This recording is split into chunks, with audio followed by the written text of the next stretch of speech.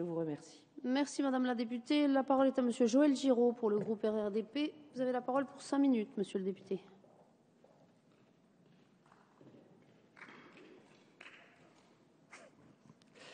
Merci Madame la Présidente. Monsieur le Ministre, Madame le rapporteur, Mesdames, Messieurs, chers collègues, le projet de loi de séparation et de régulation des activités bancaires a été fortement enrichi en première lecture au sein de notre Assemblée. Tout comme nombre de nos collègues ici, les sénateurs ont ensuite plaidé pour un renforcement de la régulation des banques. Plusieurs modifications ont ainsi été adoptées par le Sénat qu'il nous faut souligner. La répression des abus de marché a été renforcée. Pourront être condamnées non seulement des personnes convaincues de délits d'initiés ou de diffusion de fausses informations, mais aussi des personnes qui auraient tenté de commettre de tels délits. Toutefois, derrière les intentions, il faut que les moyens soient à la hauteur. Ils doivent être accrus. On ne peut raisonnablement penser qu'une augmentation des moyens de contrôle et de répression serait nettement moins coûteuse pour l'économie mondiale que les conséquences de l'affaire Madoff ou la manipulation du Libor. De réelles avancées ont également été introduites par les sénateurs quant à la régulation du marché des matières premières agricoles. Notre Assemblée doit maintenir la disposition prévoyant de limiter les dispositions sur les instruments financiers dont le sous-jacent est une matière première agricole. Nous devons nous assurer qu'au-delà d'un certain seuil, toute personne détenant de tels instruments financiers devra communiquer ses positions à l'AMF. Ce contrôle doit permettre de distinguer d'une part les agriculteurs qui se protègent des risques de retournement de marché, ce qui est tout à fait légitime, d'autre part des opérateurs qui spéculent, mettent en danger des populations et déstabilisent certaines régions du monde.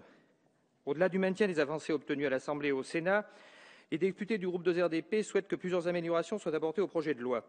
Certaines annonces du président de la République relatives à la lutte contre la grande délinquance économique et financière peuvent et doivent être mises en place dès à présent.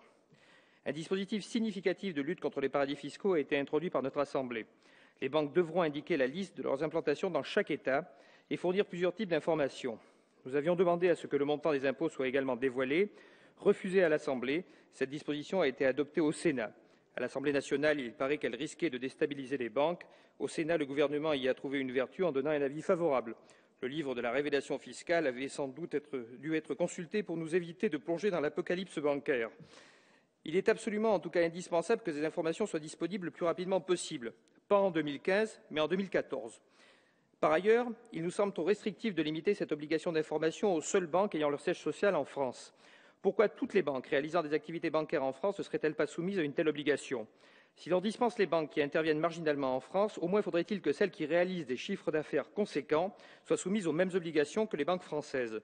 Certains expliqueront qu'on ne peut pas prendre de telles décisions de façon unilatérale sans consulter nos partenaires. Mais les États-Unis le font bien. Ils n'hésitent pas à requérir des banques étrangères les mêmes ratios de liquidité qu'ils imposent à leurs propres banques.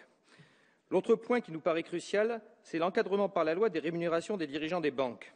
Il est regrettable de s'en remettre une fois de plus à l'autorégulation. Cette méthode a été utilisée à plusieurs reprises, elle a échoué. Il faut légiférer, et tout particulièrement dans le domaine bancaire. La crise financière de 2008 l'a montré, le système de rémunération actuel fait préférer le court terme au long terme, la prise de risque inconsidérée à l'audace raisonnée. L'encadrement des rémunérations dans le secteur bancaire ne répond pas seulement à l'exigence de décence, mais à un impératif de maîtrise des risques. Réguler les rémunérations dans un secteur aussi stratégique que la banque, c'est aussi envoyer un signal clair aux autres grandes entreprises. Si vous ne faites rien, alors nous passerons par la loi. Imposer que la part variable des rémunérations ne dépasse pas la part fixe, ce serait, Monsieur le Ministre, rendre crédible votre demande d'autorégulation. Enfin, le trading à haute fréquence doit être tout simplement interdit, en totalité. Il contribue à la délinquance économique en raison du danger qu'il fait peser sur les économies et il échappe à tout contrôle. Les députés du groupe 2RDP avaient voté en faveur du texte en première lecture.